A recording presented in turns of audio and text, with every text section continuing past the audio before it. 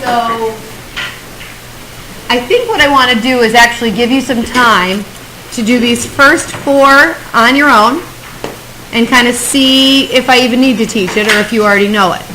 Okay?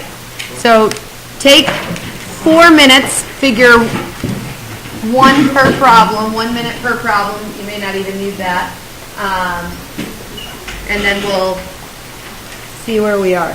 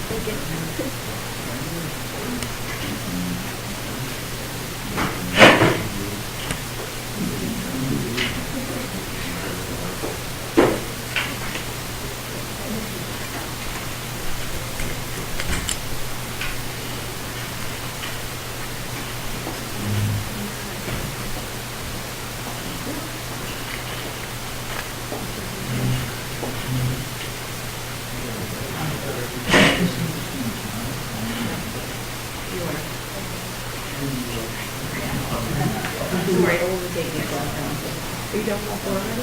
Yeah. Raise your hand if you're done with all 4. Okay, 30 more seconds to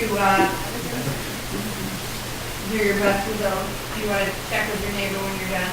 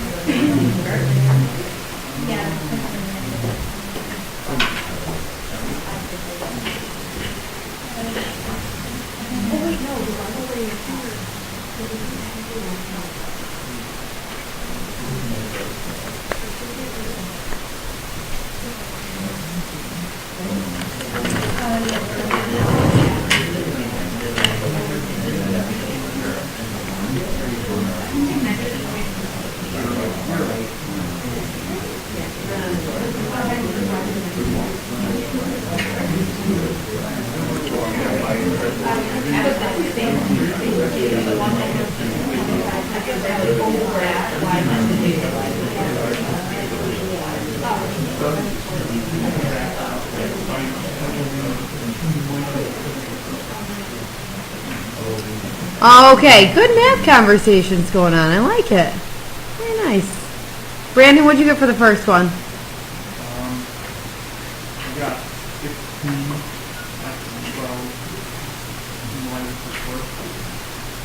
Anybody get anything different? Very good. 2 to the 4th. Take your coefficient to the 4th power, you get 16. When you raise a power to a power, we multiply x to the 12th. Power to power, we multiply, we get y to the 24th, and we're good to go. Nice. Dylan, number 2.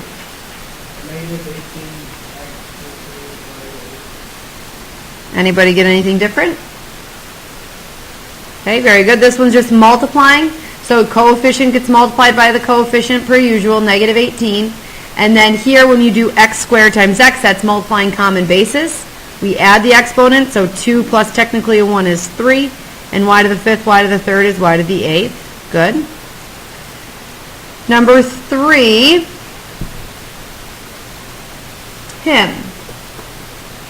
5x to the 1/4, y to the 5th. Okay, did anybody get anything different? Ethan. So he got negative 4 instead of 1/4. So raise your hand if you got a negative 4 instead of 1/4. Okay, so the negative 4 is correct right away here because we divide coefficients normally. So 100 divided by 20 is 5. But when we're dividing common bases, we don't divide their exponents. It looks like, Tim, maybe that's what you did. Did you do 12 divided by 16 and simplified that? Yeah, so we don't want to divide the exponents. We subtract the exponents, and 12 minus 16 is negative 4. And then subtracting 2 minus negative 4 makes y to the 6th. Any follow-up commentary on that? Nikki.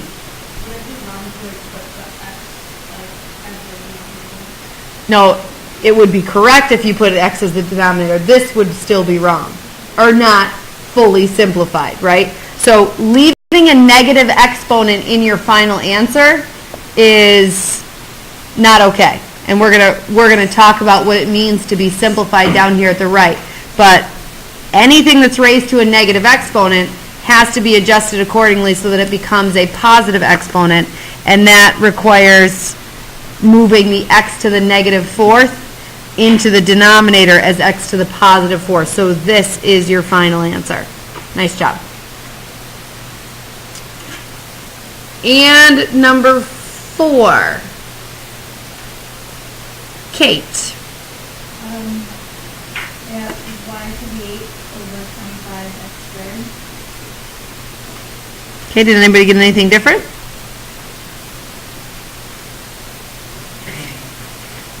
Matt, it looks like you sort of kind of want to raise your hand, but you're not sure. What did you do? I got 1 over 25x squared y. Okay, so your y to the 8th ended up in the denominator. That was the only difference, right? Yeah. Okay. I'm going to go through this one because this is not really a one-step problem anyway. You don't just know the answer here. You guys need to address either the parentheses or the negative exponent first, and it really does not matter. After already teaching this twice today, I'm under the impression that you guys tend to deal with the negative exponent first. And the instinct I've seen is for people to get rid of the negative exponent by flipping the fraction to make that a positive 2. Okay? So y to the 4th over 5x now gets squared. Yes? Okay? So when you square y to the 4th squared is y to the 8th, we multiply those exponents, and the coefficient of 5 squared is just 25, and x squared is x squared. And there's your final answer. So this is correct. Truthfully, what at least some of my Algebra 2 kids would do would probably be to address the parentheses first, and I'll do that as well, where you raise everything in the parentheses to the negative second power, so 5 to the negative second power, x to the negative second power, and y to the negative 8th power, and then they address the negatives, and really, since all of those terms, pieces, have a negative exponent, they all need to kind of change location. This in the denominator needs to come to the numerator. These in the numerator need to go to the denominator. So 5 to the positive second would produce a 25, and x squared that way. Makes no difference, okay? But that is the correct answer. Was that Kate that gave me that answer? Good job. Any questions on those? Okay? So in this bottom right-hand corner, simplified means 4 things. Number 1, no parentheses. So you have to get rid of the parentheses. And this is obviously simplified in terms of exponents. You know, simplifying a polynomial means distribute and combine like terms. But simplified with respect to exponents. No parentheses. No common bases. So any variable you see in an expression needs to only appear once.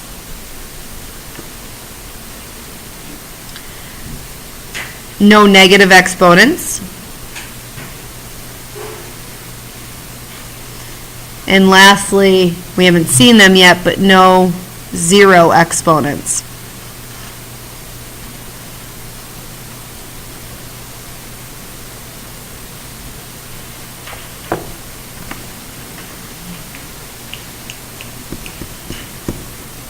Good? So generic properties of exponents here, we're just going to give the kind of the rule. Michael, how would you rewrite x to the negative a power? Very good. Luke, what's x to the 0? 1. Very good. Anything to the 0 power is 1. John, what is x to the a times x to the b? X to the a plus b. Very good. Grace, what is x to the a to the b? XAB. Very good. That's our power to power rule. We multiply.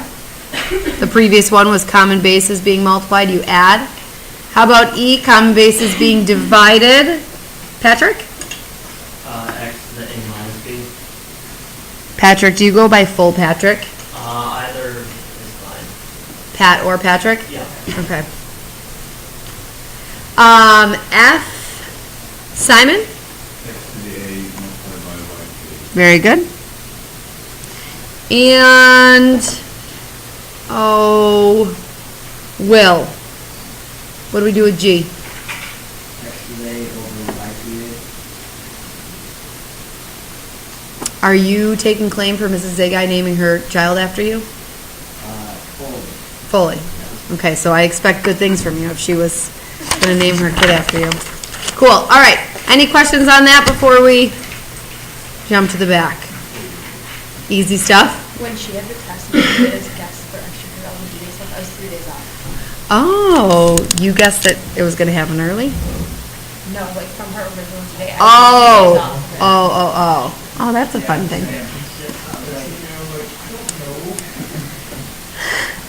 Okay, scientific notation probably has not come up in the last couple of years, but we're going to bring your attention back to it.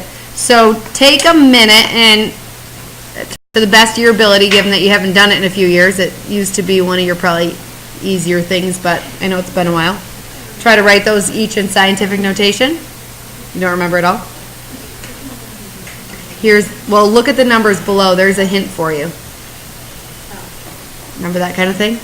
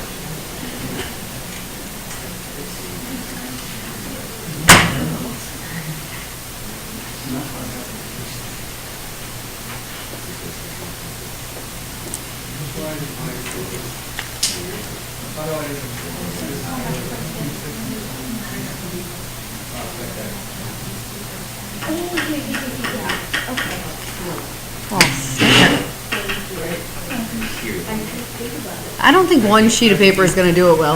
Yeah. All right. Who do we have? Who's up next? Anybody want to volunteer and tell me what they put for A? Andy? 5.21 Does anybody have anything different? Okay, good. So the key points are that he put his decimal in a place that made this number between 1 and 10. That's inclusive of 1. It can actually be 1.0, but not inclusive of 10. It cannot actually be 10. It can be 9.99999, but it cannot be 10. The second piece that I want to call your attention to is that if you just thought of 10 to the 9th power, isn't that a huge number? Okay? So when you are multiplying by something that's 10 to the 9th power, when that is positive, it's a very large number. Okay? Versus over here, this is a teeny tiny number, and in cases like that, we're going to use a negative exponent. But probably the way it was presented to you is you put your decimal place here, and it would need to be moved 1, 2, 3, 4, 5, 6, 7, 8, 9 places to the right, and to the right means a positive exponent. Yes? Okay? For B, David, what'd you have for that? 6.093 times 10 to the negative 7. Okay, so he does have that negative exponent. We like that. Does anybody have anything different? Uh-oh. Jared? Negative 6.093 times. Yeah, very good. You just missed that negative sign. Because it's overall, it's a negative number, so we need that to be a negative out in front. Okay? So that negative symbol is for a different purpose than that negative symbol. Yes? This negative number kind of reflects the fact that this is a teeny tiny number, and that reflects the fact that the overall number is negative. Okay? All right. Now, performing operations with scientific notation and giving the final answer in scientific notation, here's a perfect example of where you will not be able to use your calculator, although it may be tempting for you in a couple of ways. One way you could do this problem, although I don't recommend it, would be to write this in standard form, so it might be like 7 million and something, and write this in standard form, so it's going to be like 0.0000 something 5, and then multiply those. That's not very effective. So there's obviously a shortcut as to how we can multiply two numbers that are in scientific notation, and that is just by multiplying their bases. So you should be able to do without a calculator 7.1 times 5. 35.5. For those, some of you are like, no problem. Others are like, because you're so used to having your calculator on you. You got to get used to finding some of these shortcuts. So 7 times 5 is 35, and 0.1 times 5 is an additional 0.5. And then as far as the tens are concerned, that's multiplying common bases.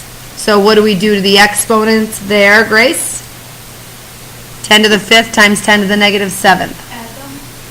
Add them, and what do we get? Negative 2.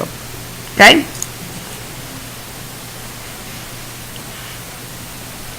Why am I not done? Brianna? Very good. Because this number is greater than 10. So how to adjust for that and put it in proper scientific notation is probably maybe the only somewhat challenging thing we do for some of you today. If a lot of this is difficult, probably the most challenging thing is going to be figuring out how to adjust for that. So who thinks they can do it already without a problem? Oh, good. Let me hear from Michael how you would rewrite this properly. I would move, because, I moved the decimal point to the left, and to the left that's 3.55, and then, I'm not entirely sure if I did this correctly, but because it was, then I would, turn the exponent to -1, rather than -2. Okay, and why did you choose to do that? So this is the most challenging thing to figure out. Why a -1 versus a -3? I did that because it was, like, I'm not exactly sure why I did that. I did my head, but I can't really think of the words of why I did it. Okay, who can help explain that? Matt.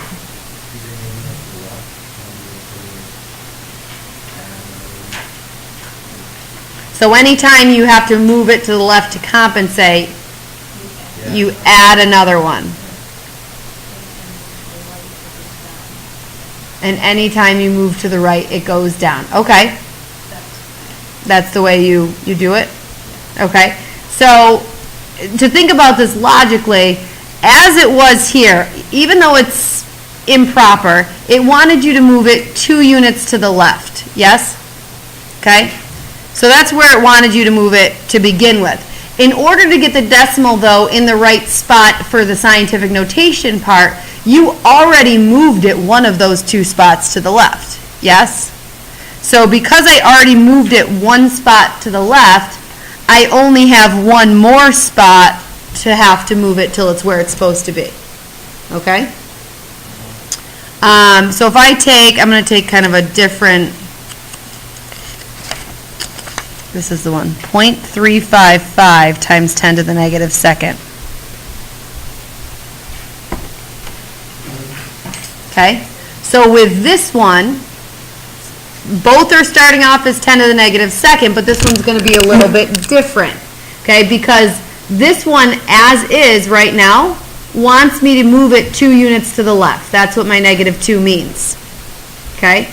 But to get it into proper scientific notation, I still have to go to that 3.55. So I actually moved the decimal kind of backwards from the way it wants us to move it, yes?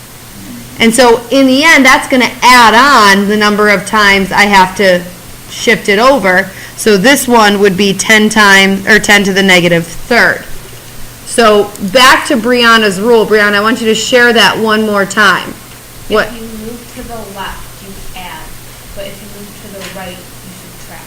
So when I needed to move this to the left, I add on the fact that I moved it to the left, so negative 2 plus that one space over was negative 1. And here, I moved it to the right, so I subtracted 1. Okay? So if you choose to remember it kind of in that way, great. I kind of think a logical thought process is just as useful there. Yeah. To think it through just to make sure you're certain on that. Any questions on that? Okay. For B, again, raise your hand if you already know what 1.2 divided by 3 is. Raise your hand if you want a calculator. No shame. Well, this is definitely something that I almost can't blame you for wanting a calculator because you've always had it right next to you, so you're just not used to thinking anymore. But I can assure you that you all will and should be able to do this without a calculator. 1.2 divided by 3 is very close to 12 divided by 3. And I know you all would not grab a calculator to do 12 divided by 3, would you, Luke? What's 12 divided by 3? So what is 1.2 divided by 3? Think about 1.2 $1.20 divided into 3 parts. 0.4. 40 cents. Yeah. Okay? So you're going to use what you know about whole numbers, even though there's a small decimal thrown in there, and you're going to be able to do those in your head. Okie doke? Hopefully with some fluency to speed things up. And then what happens here? Times 10 to the, oh boy, who haven't I talked to yet today? Lauren? 10 to the 9th. Very good. So I want you to take a minute and rewrite that into proper scientific notation.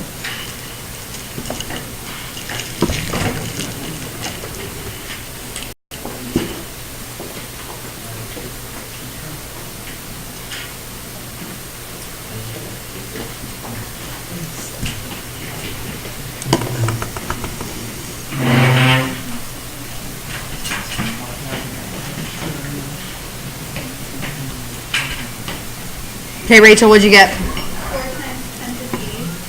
4 times 10 to the 8th. Anybody get something different? That is correct. Good. Oh, you did? Oh, that's okay. 4.0. So it is okay to do 4.0. But where did someone up here earlier today told me 5.210. That would not be appropriate to put a 0 at the end of that. Okay, but if it's a whole number and you just establish that it's 5.0 or 4.0 in this case, that's fine too. All right, so at the bottom, just a formal definition of what scientific notation looks like. It's always some, for lack of a better word, I'll call it base, A times 10 to the nth power, where the absolute value of A, okay, so that's just going to take care of a case where it might be negative. But the absolute value of A has to be between 1 and 10. So 1 has to be less than or equal to the absolute value of A, which has to be less than 10. Okay, so we can equal 1. That's what I said earlier. It's inclusive of 1, but not inclusive of 10. And then N has to be an integer. We all good with that? Okay? So your homework will be down here at the bottom, and we are finished a little bit earlier, so I'll give you time to start the homework in just a minute. Really quickly, before I do that, though, a couple people on their little sheet that said, I want my teacher to know that